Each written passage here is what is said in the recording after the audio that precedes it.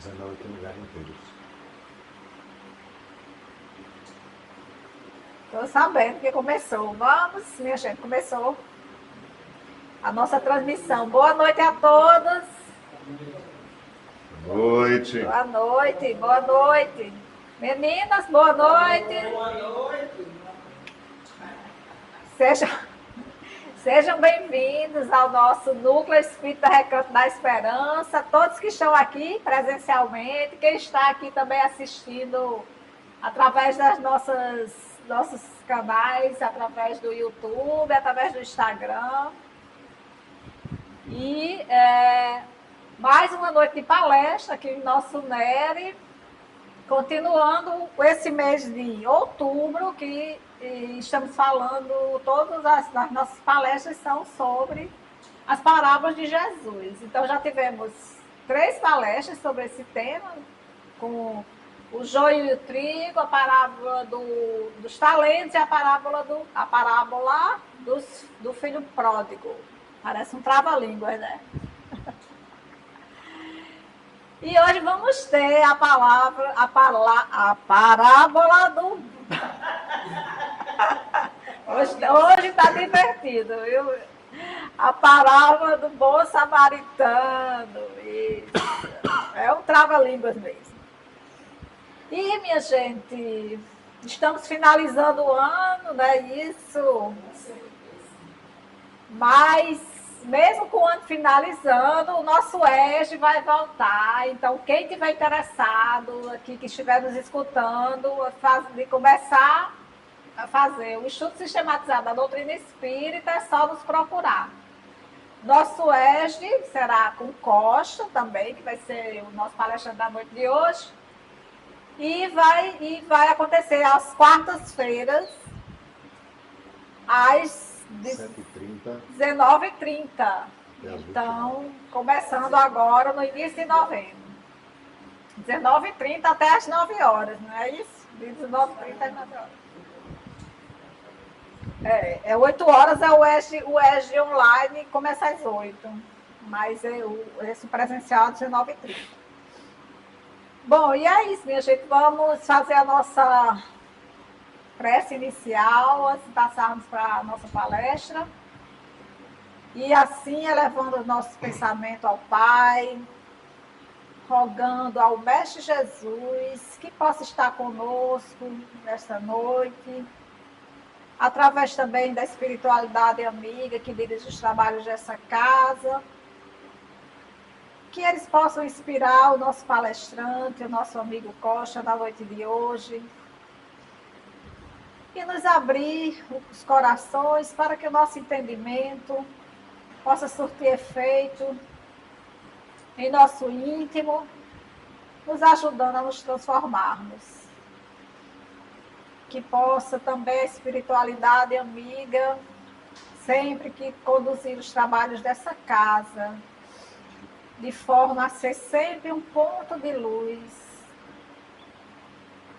um espaço aberto de acolhimento, onde também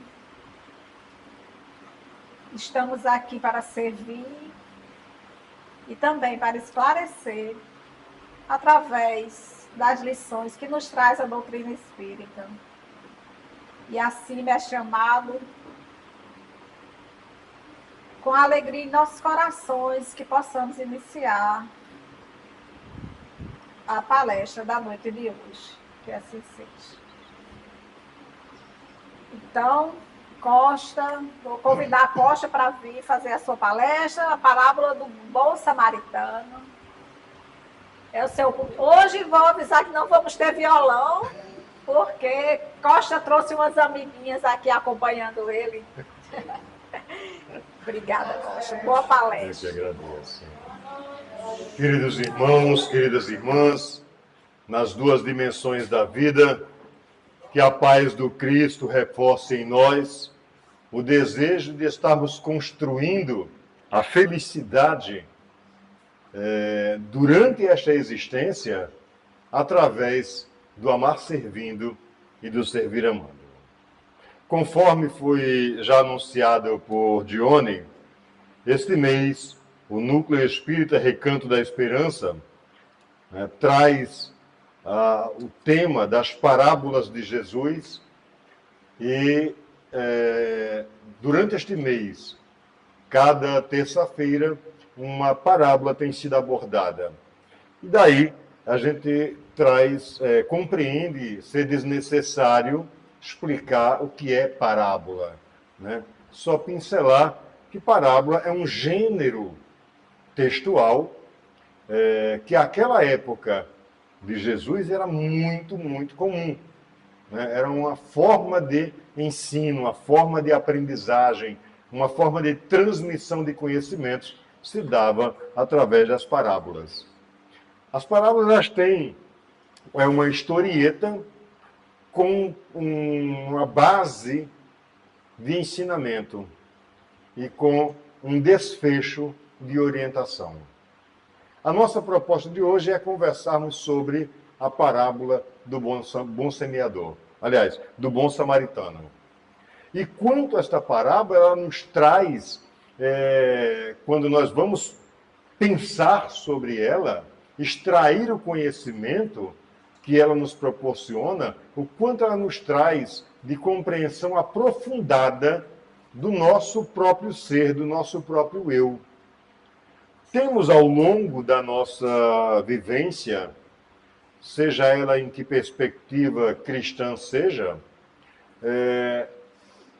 um norteamento de ler a parábola, né, sem buscar enveredar na profundidade dos elementos de significância dessa mesma parábola.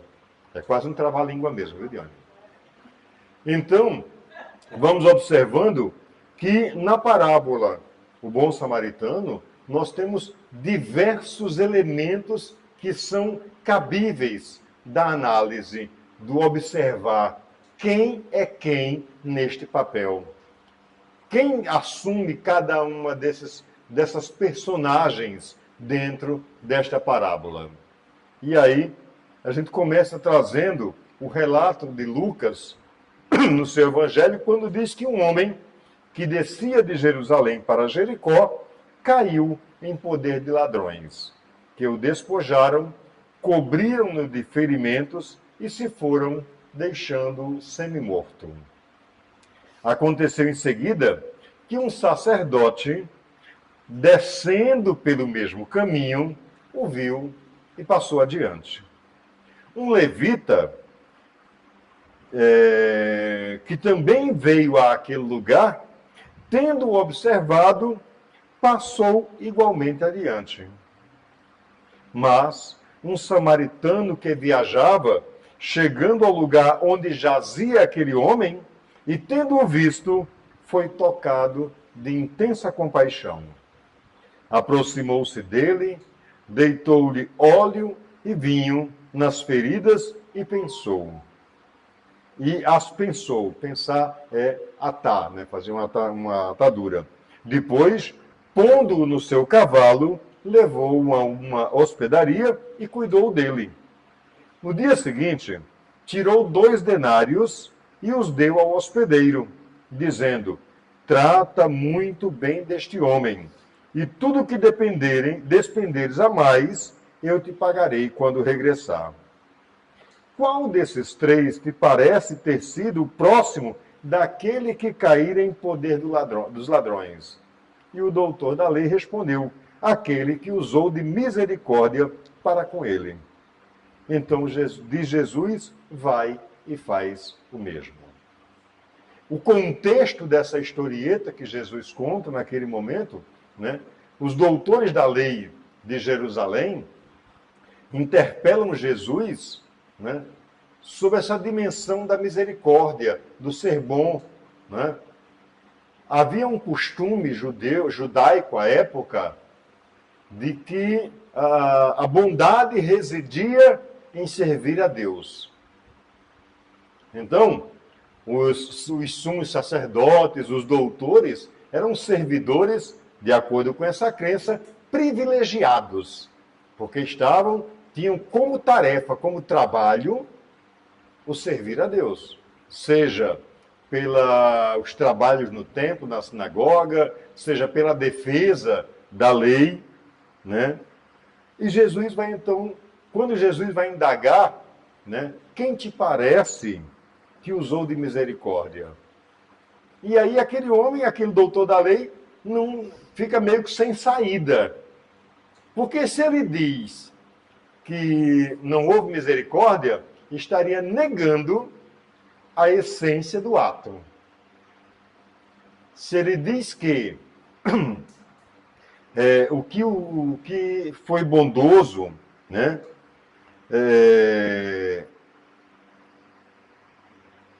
o que colocou-se como próximo, como irmão, quando ele diz isso, ele é levado a compreender o seguinte, ele acaba se obrigando a dizer o seguinte, ora, se eu digo que aquela pessoa que usou de misericórdia é o próximo daquele homem, eu também preciso agir da mesma forma. E aí, como eu dizia, essa parábola nos traz inúmeros ensinamentos, porque ela traz no seu êmbolo, acho que é uma das parábolas mais ricas de ensinamento.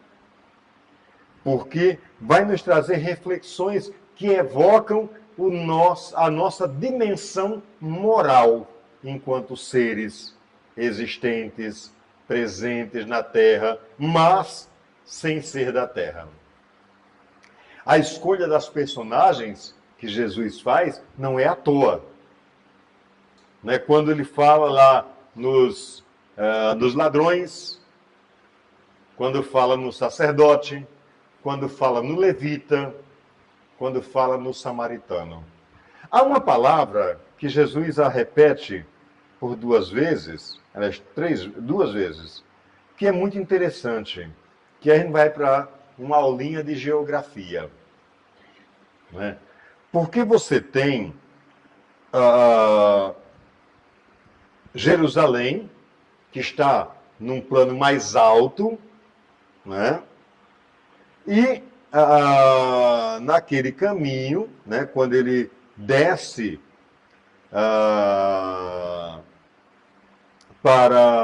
ele fala que desce, né? Deixa eu retomar aqui. Descendo pelo caminho, ou seja, a próxima cidade era exatamente a Samaria. Então, quando ele desce para Samaria, tem aí não apenas a questão geográfica, tem a questão geográfica, mas há muito mais a ser compreendido dentro dessa realidade. Né? E aí, tomando cada uma das personagens, né, que Jesus coloca, nós vamos observar que os samaritanos, naquela época, eram pessoas extremamente desprezadas pelo judeu. Primeiro, era uma cidadezinha mais pobre. Não tinha os recursos e as vou ver se eu consigo usar a palavra, nababesquidades, que tinha Jerusalém, que era o centro comercial, cultural, político e religioso à época. Samaria, vamos fazer aqui uma má comparação entre Israel, entre Jerusalém da atual e a faixa de Gaza, para a gente ter um comparativo. Né? Então, os samaritanos eram extremamente desprezados pelos judeus porque eram tidos como um povo impuro. Assim como os judeus hoje, os judeus da Judéia, desprezam o pessoal da faixa de Gaza, né? Porque a grande maioria professa uma outra fé, né? Tem uma outra perspectiva de fé. Então, pessoas, essa comunidade era extremamente desprezada.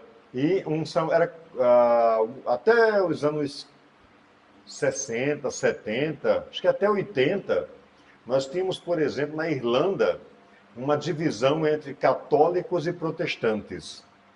E católico não entrava em lugar de protestante e vice-versa. Protestante também não entrava. E se você passasse na rua, corria um sério risco de ser assassinado, ou um ou outro. Também na Samaria, assim o era. quem ia da Judéia a Samaria era porque tinha algum negócio a resolver e voltava de imediato. Não permanecia nesse lugar para para não absorver as impurezas daquele povo. E assim, o samaritano dessa historieta, dessa parábola, torna-se figura central, enquanto ele apresenta, né, essa compaixão, essa misericórdia, este olhar amoroso pelo outro. O homem caído e semi-morto, né, a gente poderia entendê-lo como uma pessoa que precisa de ajuda. Mas aí nós transpondo a história, a parábola do período para a nossa atualidade. Quanto temos sido samaritanos, né, a quem precisa? Vixe, está ali sujo, faz dias que não toma um banho, né? Piolho está assim pulando pelo ladrão. O cheirinho não é um dos mais agradáveis. E aqui a gente vai, passa ao longe, passa ao largo. E isso me lembra, por exemplo, uma atitude de Chico Xavier. Quando vem do trabalho com sua roupa limpinha, branquinha, né, perfumado, coisa e tal, e encontra aquela pessoa, aquele mendigo numa esquina, sujo, né, barba mal feita, uma visão assim terrificante. E Chico vai lá, lhe abraça, lhe dá um carinho, lhe faz um afago, e os amigos, Chico, como é que pode você se abraçar com um homem desse? É naquele momento em que Chico dá uma grande lição do que é ser samaritano. Muitas vezes, nós observamos apenas o externo, a veste. Observamos aquilo que está no nosso exterior, no aparente do aparente. Quando vamos perceber, e aí Chico vai dizer que aquele corpo está ali meio surrado, mas o espírito que ali habita é de alta envergadura. Ou seja, nos traz a lição de que nós não devemos jamais julgarmos a aparência de quem quer que seja. Pessoas que aparentam boníssimas, né, o top da perfeição moral, vai buscar com mais cuidado que a moralidade não está tão aperfeiçoada assim. Isso é com todos? Não. Não devemos generalizar, né? Mas é sempre bom observar, e observar 2, 3, 4, 5, 10, 500 vezes, até que estejamos efetivamente convencidos de que moralidade e exterior não se relacionam. Não é? No caso, por exemplo, daquele mendigo lá de Chico, o exterior tinha uma condição, mas o interior, a essência do que somos, que é o espírito, este é o espírito de alta estirpe. Então, esse homem se reproduz, se materializa em todos aqueles no nosso dia a dia a quem nós podemos servir e jamais passarmos ao largo, como um sacerdote. E aí a figura do sacerdote, quando Jesus faz uso da figura do sacerdote, quem é o sacerdote? É aquele que conhece a lei de Deus. É aquele que se propôs a estudar, a conhecer, a entender os princípios dessa lei de Deus. Mas daí a conhecer e a viver a lei de Deus, há uma distância um tanto quanto alargada. Quantas vezes nós temos visto, dentro do meio espírita, inclusive, pessoas que chegam na casa espírita, fazem belas palestras, né? Falam com uma capacidade de eloquência fantástica, mas na sua vivência, quando passa do portão da casa, a coisa não é tão bom. Cabe a nós, espíritas, não apenas conhecermos o princípio, a base e o elemento norteador que Jesus nos apresenta, que é o amor. Conhecer, ótimo, mas se nós não vivemos esse amor na prática, se não somos samaritanos, se não somos bons samaritanos no nosso dia a dia, no nosso cotidiano, o conhecer de nada serviu. E aí eu resgato uma fala de Tiago, na sua carta, né, quando ele diz que a fé sem obras é morta. É o mesmo caso, o saber e não viver não tem serventia. Não nos possibilita ampliar o nosso leque de ação, tal como nós devemos fazer. Porque aí a doutrina espírita vem reforçar um conhecimento que é básico. Muito será cobrado a quem muito for dado. Quanto mais você conhece, mais você tem responsabilidade com... Não. Mas tem responsabilidade com o amar e agir para com o próximo. Pessoal da internet, vocês vão observar, de vez em quando eu faço umas caretas, a cara já é feia, né? Não tem jeito. Mas eu faço umas caretas a mais porque o ombro aqui está incomodando um pouquinho, né? Se quiser fazer sentado... Não, mas é do ombro, não é na perna. Então, gente, esse convite desse homem semi-morto que está ali naquela estrada e que o samaritano atende, já foi visto por quem tem o conhecimento de saber que o amor faz com que o outro possa ser atendido na sua necessidade. As pessoas, os homens maléficos que surraram aquele homem, que lhe roubaram os pertences, que lhe deixaram naquela condição de semi-morto, pode ser entendida como as dificuldades e facilidades que nós temos no nosso dia a dia, né?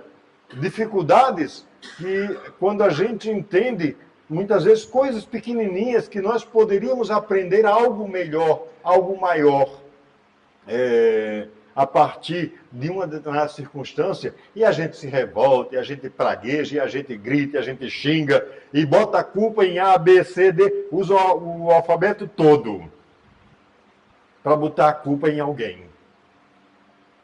E nos eximimos da nossa parcela de responsabilidade. Então, quando nós pensamos que o sacerdote é aquele que conhece a essência da compaixão e da misericórdia, sejamos nós anti-sacerdotes no sentido de que, da atitude, não é sair exterminando sacerdote, pelo amor de Deus, né? Mas é ser anti-sacerdote no sentido da atitude, de não agir, de passar ao largo. Mas o mínimo que você possa fazer. Nas condições atuais, você vai dizer, mas eu estou assim, passando ali no balde, o ambiente é meio complicado, meio pesado, coisa e tal, o risco de assalto é grande, né? E aí eu posso me colocar em risco. Concordo? Mas mesmo nessa situação, nós podemos e devemos sermos misericordiosos com aquelas pessoas que normalmente estão naquela área da cidade, através da nossa prece. A gente nem precisa parar, nem precisa parar o carro, mas o nosso pensamento, quando se volta numa prece amorosa, aquela energia traz um lenitivo para aquele espírito. E aí vamos para o nosso outro personagem, que é o levita. O levita é o conhecedor das leis. Vou mexer com alguém. Então, o levita é aquele que conhece as leis, não só as leis sociais, humanas, mas também as leis divinas. Ou, teoricamente, deveria conhecer.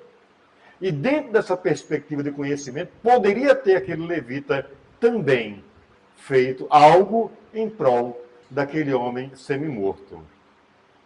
Mas ele também desce. Né? E mais para frente eu explico por que eu estou chamando tanta atenção para essa palavra. Né? Mas aquele homem também desce. Ora, não basta compreender a palavra e o significado de amor ao próximo. É preciso praticar este amor. É preciso vivenciar na integralidade e na potencialidade da qual nós já somos capazes de viver. Já somos capazes de amar como um Chico Xavier, de nos desprendermos como um Francisco de Assis. Já compreendemos o amor como um Jesus? Não, ainda não. Nós ainda estamos a caminho dessa compreensão. Mas a compreensão que nós temos hoje já nos possibilita viver o tanto de amor que eu compreendo e que eu posso servir ao meu próximo. Não é? Ter puro coração é aquele que limpou os sentimentos contrários de si próprio. Né? Da história do farinha pouca, meu pirão primeiro. Então eu penso em mim, depois em mim, depois em mim. Se sobrar tempo, lá depois, talvez eu pense no outro. Mas antes eu preciso ainda pensar em mim mais uma vez. Isso fala do nosso egoísmo, que ainda temos arraigado como um monstrinho que a gente vai alimentando dia após dia com as nossas atitudes. A violência que o homem foi submetido naquele momento, né, a gente pode caracterizá-la como este mundo de expiações e provas. E aí, quando nós compreendemos que estamos num mundo de expiações e provas, compreendemos que todos os momentos nós somos apresentados a circunstâncias. Mas aí nós temos um detalhe bem simplesinho, mas ao mesmo tempo extremamente complexo, chamado livre-arbítrio. Eu posso ou não posso tomar a atitude de amar. Ah, mas eu vou amar fulana de tal, menina, aquilo é uma peste, aquilo não existe, aquilo não nasceu, foi chocada numa chocadeira elétrica. E a gente vai arrumando adjetivos para qualificar negativamente a pessoa. E aí, se nós pensarmos que, ora, a minha atitude benéfica para com alguém que é, abre aspas, tão complicado, tão ruim assim, a minha atitude de amor não vai desmontar a atitude maléfica do outro? A nossa ação de amar, mesmo que alguém não me ame, não vai exemplificar para outra pessoa que é possível, mesmo que o outro não corresponda? Eu lembro muito, por exemplo, das situações quando nós temos um crime, assim, aqueles crimes na sociedade que chamam a atenção, né, que causam comoção. E aí o que acontece? Qual a nossa primeira atitude enquanto, eu falo nossa, enquanto sociedade, tá? Não personalidades ou individualidades. Mas enquanto sociedade, qual a nossa primeira atitude? Tem que ter pena de morte no Brasil. Bota na cela, joga a chave fora. Né? Bota na praça pública e lincha. De preferência queima, que é para não dar mais trabalho. E cada vez que nós alimentamos esse pensamento em relação àquela pessoa, ou aquelas pessoas, a quem está na penitenciária porque cometeu um erro, a quem está na delegacia preso porque cometeu equívocos, né? E aí a gente já sabe que o ambiente, por exemplo, penitenciário, é um ambiente bastante propício a ser classificado como uma universidade do mal. Porque ali você passa a ter contato com outras pessoas que também cometeram erros. E de repente você aprende erros maiores que você não conhecia ainda. Mas, quando nós, quando nós temos essa atitude de estarmos gerando essas energias deletérias que atingem a esta pessoa, sabe o que eu estou fazendo? Jogando mais lenha na fogueira com um acréscimo de gasolina.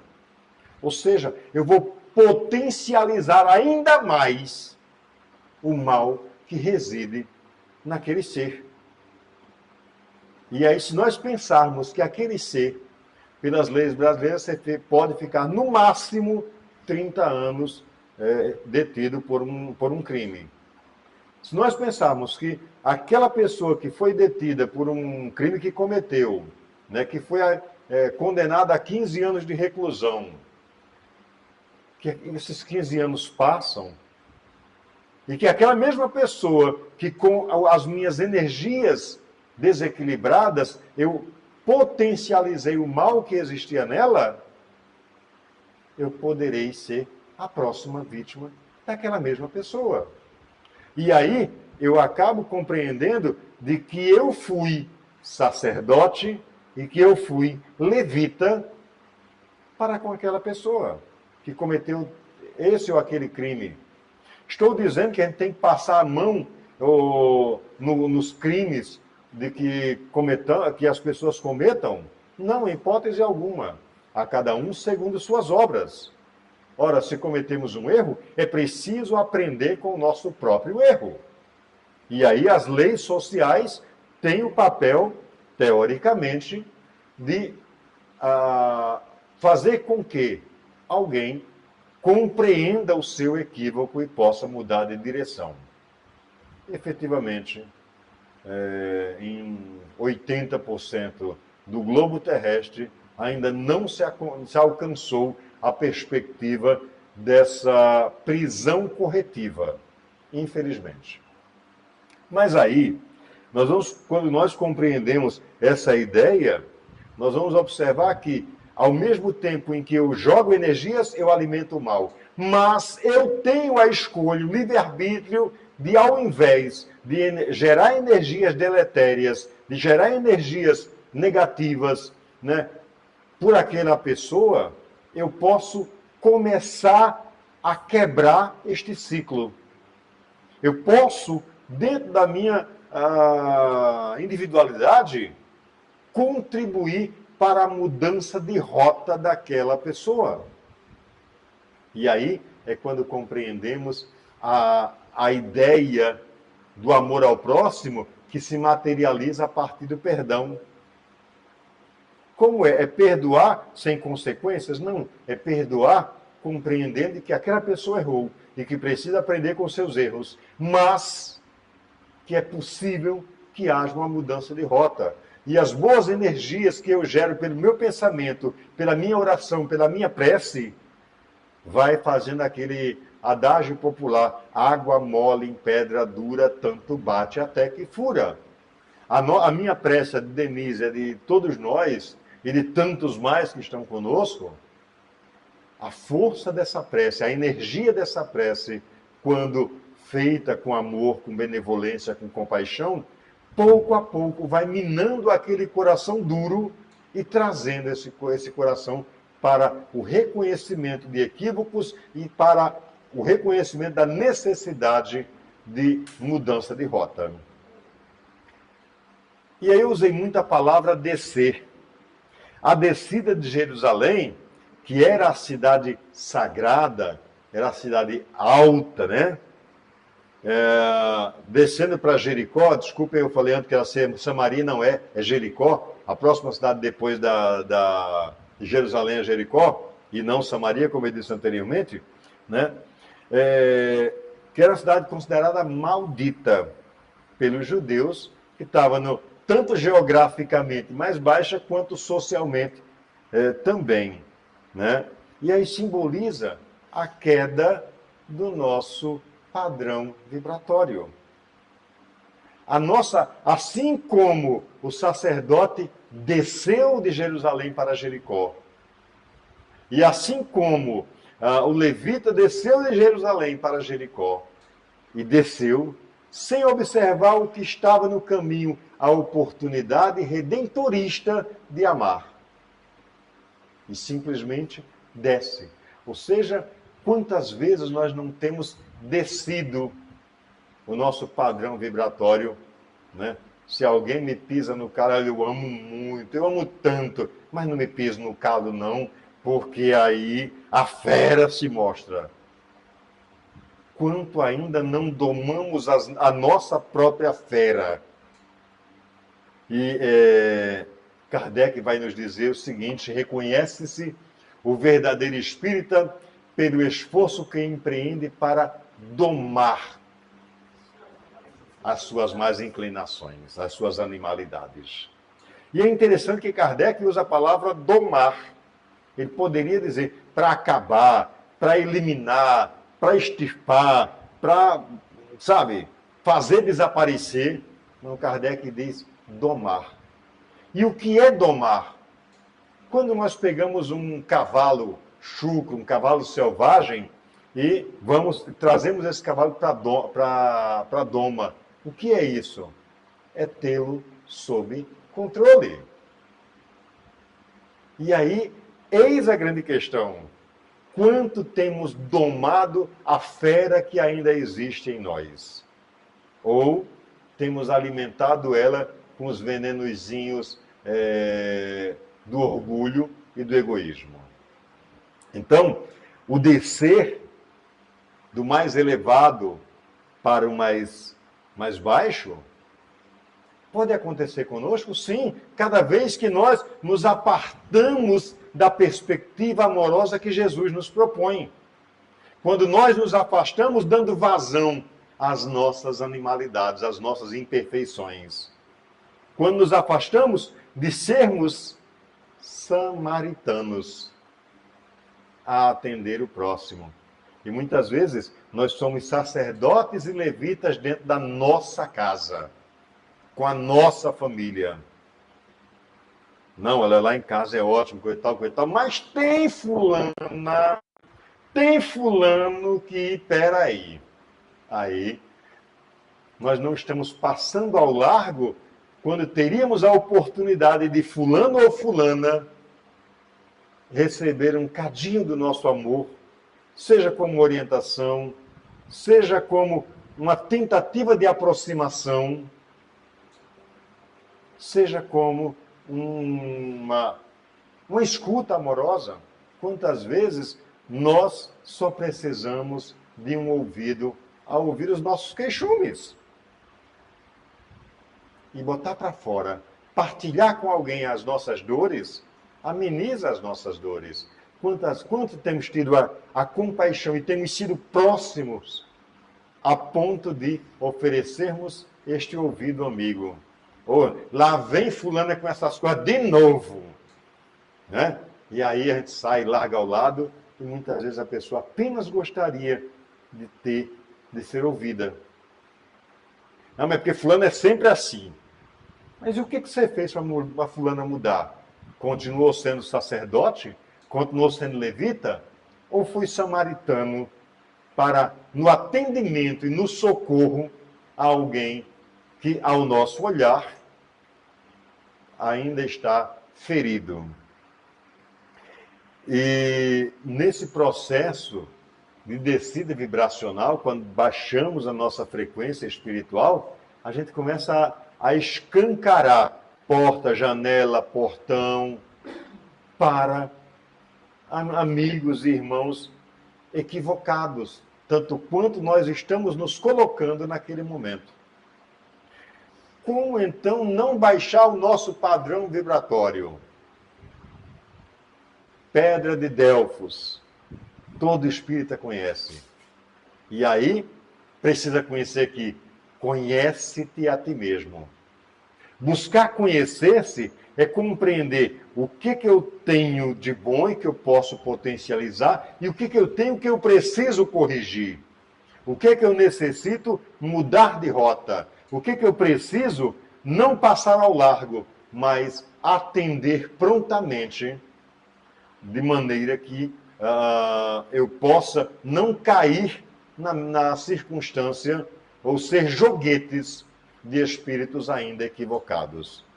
E aí, quando nós nos mantemos, buscamos conhecer isso e temos um padrão, um modelo, como Jesus, né, de aplicabilidade do amor nas nossas vidas, aí nós compreendemos, nós nos apercebemos que todo momento é momento de amar. E que o nosso próximo não está apenas aquele que gosta de mim, mas principalmente aquele que não me suporta, que não vai com a minha cara. Porque é aquele que me ensina a ter tolerância, a ter indulgência, a ter paciência. É aquele que me possibilita melhorar-me a mim mesmo e, consequentemente, manter-me vibracionalmente elevado. A nossa invigilância na prece, nas atitudes, nas escolhas, leva-nos a nos juntarmos, a nos unirmos com quem também foi invigilante. E aí eu me pergunto, e aí vem aquela história que, acho que desde criança eu escuto isso, é um cego conduzindo outro, né, numa estrada esburacada. Então, quando nós somos vigilantes, aí sim, nós temos a visão que auxilia o cego a caminhar. Foi isso que Jesus fez, né? Trouxe todo momento a visão do amor para orientar a nossa caminhada de transformação. O sacerdote e o levita, que passaram ao lado daquele homem caído e ensanguentado no caminho, é o amor dos egoístas. Aquele homem, conhecedor, representante de Deus na terra, e assim são classificados os sacerdotes, né? É o representante de Deus na terra, que tem o conhecimento e passa ao largo do seu irmão, que necessita, certamente não compreendeu o amor de Deus. Na obra Missionários da Luz, André Luiz relata um caso bem interessante. Desenvolvendo um trabalho, os mensageiros ou missionários? Acho que é mensageiros. Estou em dúvida aqui entre missionários e mensageiros, mas é uma das duas obras. Para tirar a dúvida, leia os dois. Então, estando em um serviço de aprendizagem, de atendimento, André Luiz, estando na crosta, precisa ir a um templo católico. E ele vai àquele templo, está acontecendo a missa. E percebe André Luiz uma coisa interessante. Haviam espíritos muito luminosos ali, né, acompanhando algumas pessoas. Pessoas encarnadas também estavam luminosas, mas eram a minoria. Havia uns espíritos que estavam com aquela luzinha assim, será que posso? Né? Posso brilhar ou não posso? Aquela coisinha meio apagada. Mas ainda tinha algum brilhozinho. E tinha aquelas, a grande maioria estava completamente apagada, inclusive o sacerdote. E André fica preocupado e vai perguntar, mas por que isto está acontecendo? O que é isso? Como se explica isso? E o mentor daquela jornada amplia a tela mental de André Luiz para ver para além do aparente do aparente. E ele começa a entender o seguinte, que havia os espíritos luminosos que estavam ali, eram espíritos que estavam ali para auxiliar. Estavam ali para contribuir naquele momento de congraçamento daquela fé, estavam ali amparando e ajudando as pessoas. As pessoas que estavam as pessoas encarnadas, os espíritos encarnados que estavam brilhantes, eram espíritos que estavam ali convictos da sua fé. Por isso que eu sempre advogo que religião é apenas um separador de pessoas. Você tem as caixinhas dos católicos, a caixa dos espíritas, a caixa dos protestantes, a caixa dos muçulmanos, a caixa dos budistas, e vamos dos umbandistas, dos candomblecistas, e um não se pode comungar com o outro. A doutrina espírita vem trazer o conhecimento de que não todos nós somos irmãos e todas as doutrinas religiosas são necessárias, porque elas atendem a quem consegue compreender ali, naquele patamar. Né? Há pessoas na nossa sociedade que não conseguem compreender ainda, por mais que você explique, o princípio da reencarnação. E há provas incontestáveis da reencarnação. Né?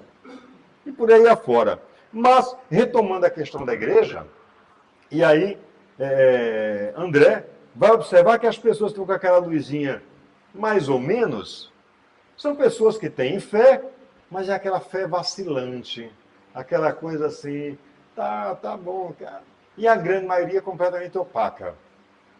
E a grande maioria estava ali para cumprir um compromisso social. Era um dia de domingo. Então, a missa de domingo era uma obrigação. E estamos falando aí de anos 40, 50, mais ou menos. Então, era uma obrigação social. Né? Não, antes, um pouco antes. Ainda é, né? Mas naquela época, se você não fosse para a missa, se você não fosse para a missa de domingo, você ia pretinho para o inferno. Então, ele vai observar que as pessoas estão ali para cumprir um compromisso social. E chamou a atenção de André o padre. Ora, se o padre, o sacerdote que está ali como o ministro, né, a apresentar aquele conhecimento, como é que ele estava? É que ele estava preocupado num compromisso que teria logo em seguida. Então, estava ali cumprindo o ritual, sem viver esse ritual. Tá? Então, é nesse ponto que nós vamos compreendendo que quando nós não demonstramos esse amor ao próximo, quando não reconhecemos o outro, independente de quem seja como próximo, nós somos como aquelas pessoas opacas naquele templo. Nós apenas cumprimos compromissos sociais. Nós apenas damos contas à sociedade daquele intuito, daquele momento. Mas a nossa índole e a nossa individualidade não se comunga com o amor ao próximo, com o ser samaritano. Todos os benefícios que o samaritano produziu ao ferido foram gestos de bondade desencadeados pela compaixão. O samaritano, quando ele age com bom senso, com critério, e principalmente movido pelo amor, traz-nos a ideia de que eu posso ser samaritano todos os dias e todos os momentos. O samaritano independe de nascer na Samaria ou nascer no bairro Nordeste, de nascer na Rússia ou nascer em Açu. Pouco importa. Samaritano é atitude. É a atitude de ser o samaritano, o bom samaritano, é a atitude de fazer dentro das suas possibilidades pelo próximo. Independente. E observa que aquele samaritano atendeu aquele homem, tratou de suas feridas, atou-lhe gases, né? Banhou com óleo, que era o óleo e azeite, era um costume da época, né? Que era para estancar o sangue. Hoje em dia se usa café, açúcar, sal e por aí afora, né? Que nada disso é correto. Né? Mas naquela época se utilizava o azeite para estancar o sangue. Levou aquele homem para a hospedaria, tratou dele, cuidou dele a noite inteira. No dia seguinte ainda disse para o hospedeiro para ele cuidar, e tudo que ele gastar, quando ele voltar, ele repõe, ele paga. E em momento algum, aquele samaritano preocupou-se se aquele homem teria algum reconhecimento do seu gesto. Em nenhum momento aquele homem teve preocupação, será que ele vai me agradecer? Será que ele vai lembrar que eu fiz essa boa coisa na vida dele? nós, enquanto samaritanos, não devemos ter preocupação nenhuma com os aplausos, com o palco, com o reconhecimento. Nos chama a atenção a mensagem de Jesus de que faça com a direita que a esquerda não veja. Ou seja, não preciso estar fazendo alarde das boas coisas que eu faça. Eu não preciso sair. Denise, menina, fiz um negócio tão bom agora. Marilde, olha, aconteceu isso, e olha, eu fui muito bom. Na verdade, quando nós estamos preocupados em receber esse aplauso, receber esse reconhecimento, receber os holofotes do olhar do outro, nós imediatamente recebemos a nossa paga, não há mais o que buscar, não há mais o que requerer daquela ação, porque já atingimos o nosso objetivo. Então, fazer é fazer por amor. Amai-vos uns aos outros como eu vos tenho amado, nos diz Jesus. E nós estamos efetivamente amando uns aos outros, como Jesus nos ensinou, ou ainda estamos preocupados com o benefício que eu vou conquistar mais tarde? A gente vê em muitas famílias ainda, não, olha, eu preciso ter 10 meninos, 10 filhos, porque quando chegar na velhice eu tenho quem cuide de mim. Ledo engano. Ledo engano. Né? Os filhos são espíritos que Deus nos empresta com a missão de orientá-los na caminhada deles. E eles tocam a sua caminhada em frente. Vivamos não a esperar reconhecimento. Ah, porque eu cuidei de você a noite inteira, coisa e tal. Né? Passei noites e noites de sono. Velei por você. Nada mais do que sua obrigação. Né? Mas quando nós semeamos, para além do interesse futuro, semeamos o amor, é amor que nós vamos colher em cada um daqueles que nós recebemos como presentes de Deus para o nosso aperfeiçoamento e auxílio no aperfeiçoamento do outro. Quando somos samaritanos, e aí, eu só abri um parêntese aqui, tem um negócio assim, uma historinha minha, que na verdade não é minha, da minha esposa com meu filho, né? Toda mãe tem assim aquele sonho, né? Qual vai ser a primeira palavra que meu filho vai dizer? Ah, mas batata. Batata. A primeira palavra que ele fala é papai. E aí Vera olha para ele assim, mas eu não estou dizendo um cabrito desse. Eu carreguei 9 meses, dei leitinho, dei amor, dei carinho, coisa e tal. E ele vem falar papai? Assim eu fui. A gente brinca até hoje com essa história, né? Mas trazendo essa historinha, que é uma história real, tá? Não é uma criação, mas trazendo isso para dizer o seguinte, o quanto nós devemos esperar do outro apenas aquilo que nós semeamos no outro. Porque se semearmos desamor, ódio, desavença, indiferença, como foram indiferentes o sacerdote e o levita, é isso que nós colheremos no futuro. A mesma indiferença multiplicada pelas circunstâncias. Então, a Lírio Cerqueira tem uma obra chamada Parábolas Terapêuticas, que é muito interessante esse livro, eu recomendo. E ele diz o seguinte, o samaritano retoma o seu curso depois de tomar as providências para que o homem continue a receber cuidados para reviver. Ele não parou tudo o que estava fazendo para cuidar do outro. Jesus coloca de forma inequívoca que ele retoma a sua viagem após prestar o auxílio. E aí vem uma coisa muito interessante, hein? Ah, não, eu vou me devotar aqui unicamente viver em função disso, porque a pessoa vai me agradecer depois. Faça a sua parte. Faça tudo o que lhe é possível ser feito e siga em frente. Porque muitas vezes quando nós assumimos esse papel de sermos de devotamento, de entrega, na espera dos aplausos, na espera do reconhecimento, o que acontece é que nós criamos uma relação de dependência. Nós tornamos o outro dependente de nós, um apêndice de nós mesmos. E aí, isso causa um problema enorme, uma coisa bastante séria, porque quando eu tenho alguém dependente de mim, eu estou impedindo de que alguém possa crescer. Atender não é tornar dependente.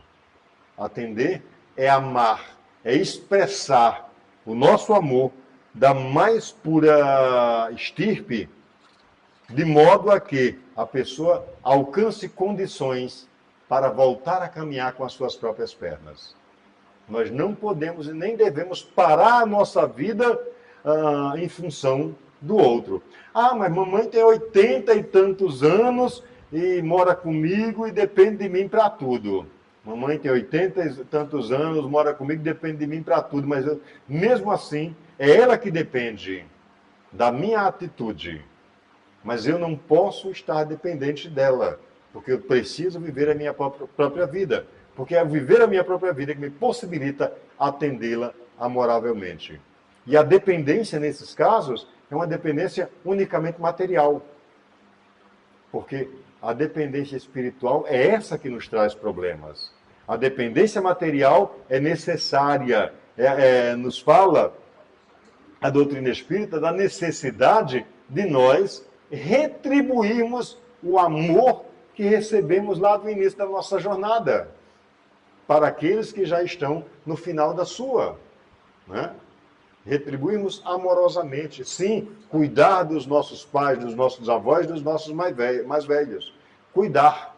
No entanto, não nos deixar cegarmos pelo orgulho de que eu bato no peito de mamãe, tem meu papai, vovô depende de mim para tudo. Isso é unicamente orgulho. Unicamente. Mas eu digo, auxilio dentro das minhas possibilidades aos meus pais, meus avós, aos idosos, da maneira que me é possível na sua jornada, sem esquecer de que eu tenho a minha própria jornada. É ser samaritano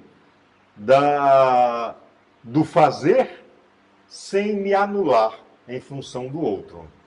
Muitas vezes não é tão fácil e não é tão simples. Então, é interessante que a caridade, nesse caso, e em todos os casos, é o bem maior que nos traz essa perspectiva do amor pelo próximo.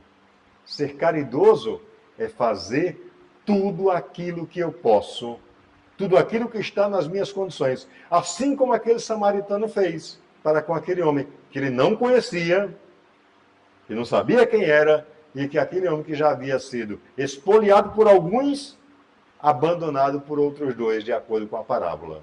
Assim, a parábola do bom samaritano nos ensina que a prática da caridade em todas as suas dimensões, mediante o trabalho edificante no bem, demonstra que a prática independe de etnia. Não precisa ser preto, branco, roxo, amarelo, chinês, esquimó. Faz a menor diferença. A prática da caridade é uma atitude de espírito. O corpo é só instrumento, é só ferramenta. Independe de religião. Ah, não, os espíritas são tão caridosos. Todos os protestantes também podem o selo. Todos os católicos também podem o selo. Todos. Mas os espíritas, nem tanto assim, dizer que os espíritas são tão caridosos, nem tanto assim. Tem muito espírita que ainda precisa descobrir o que é caridade, né? Ainda tem. Independe de idade. Eu posso ser caridoso na idade que eu quiser, que eu tiver. Ah, não, eu vou esperar ficar mais velho para poder começar a fazer caridade. Aquelas desculpas que a gente vai arrumando, né, ao longo da nossa jornada, para amanhã eu faço. É igual a regime, segunda-feira eu começo. Né? E aí por aí afora. O que importa, efetivamente, é a prática do amor verdadeiro. A parábola do bom samaritano nos ensina de que o amor, quando não se materializa na prática, no agir pelo outro, nós continuamos sendo, ao longo da jornada, aquele sacerdote que descia de Jerusalém para Jericó e aquele levita que também descia o seu padrão vibracional, seguindo em frente para as suas próprias imperfeições. O convite da parábola do bom samaritano é que sejamos samaritanos dos dias atuais, dos tempos atuais, da hora atual e da oportunidade atual. Porque todos os dias, todos os momentos, nós temos a oportunidade de produzir, e de viver, de praticar, de experienciar este amor que Jesus nos ensina quando diz: amai-vos uns aos outros como eu vos tenho amado. Porque todos os dias, quando temos essa senda e essa seara de amar como Jesus nos amou, nós compreendemos que ser bons samaritanos é para nós, é para todos nós, todos os dias, em todos os momentos, porque aí sim nós estamos construindo felicidade. E não existe felicidade sem amar servindo e sem servir amando. Muita paz, gratidão e muito obrigado.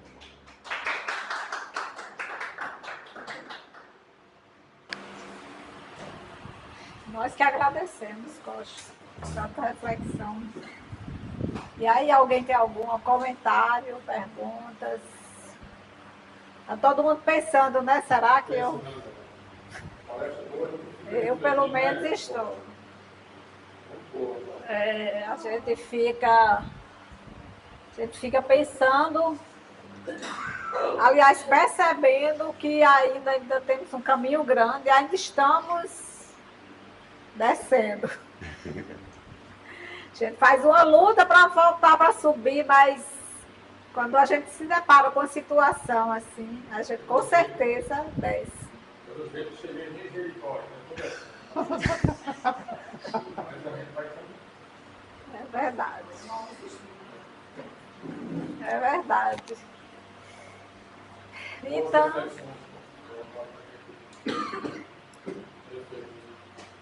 Então ninguém mais quer comentar? Vamos convidar a Coxa a fazer nossa prece final. Ainda consegue, Coxa? Consegue. Ainda está doendo o braço? Faz parte. Então, meus irmãos, envolvidos neste clima de amor, de bondade, de sermos samaritanos da nossa própria caminhada, possamos elevar o nosso pensamento a Deus para te apresentar, Pai querido, a nossa gratidão por mais essa oportunidade de estarmos reunidos em Teu nome, sob os auspícios da doutrina espírita, buscando compreender a vivência do amor como elemento primeiro do nosso processo evolutivo. Gratidão ao Pai por esta casa de caminho que abre suas portas físicas e espirituais para acolher tantos corações necessitados de compreender as verdades eternas que provém do Teu amor infindável, que provém do Teu amor que nos acolhe, que nos irmana. Gratidão pelas famílias que temos hoje, porque cada uma delas é exatamente aquela que nós precisamos para o nosso processo de auto-melhoramento. E que nós, de alguma forma, podemos contribuir no melhoramento de cada um dos membros desta mesma família. Gratidão ao Pai pela nossa existência presente, que é resultado de existências precedentes. E aí ousamos, Senhor, rogar o concurso fraterno do Teu amor, da espiritualidade superior, para que nos oriente na caminhada de não mais descer de Jerusalém para Jericó, mas de subir de Jericó a Jerusalém. De subir da Jericó das nossas imperfeições para a Jerusalém do amor pleno que nos formata enquanto filhos de um Pai que ama e ama sem medida. Abençoa-nos a nossa semana, o nosso trabalho, o nosso dia a dia, e permite, Senhor, que nós possamos reconhecer cada oportunidade de amar e servir sem medidas. Que assim seja. Obrigada mais uma vez, Costa. Bem de leve para não machucar. Um braço só. Então, né, estamos mais uma vez finalizando um dia de palestras. Vamos nos despedir do pessoal do YouTube. E até a próxima semana com mais uma palestra em nossa casa. Estaremos aqui.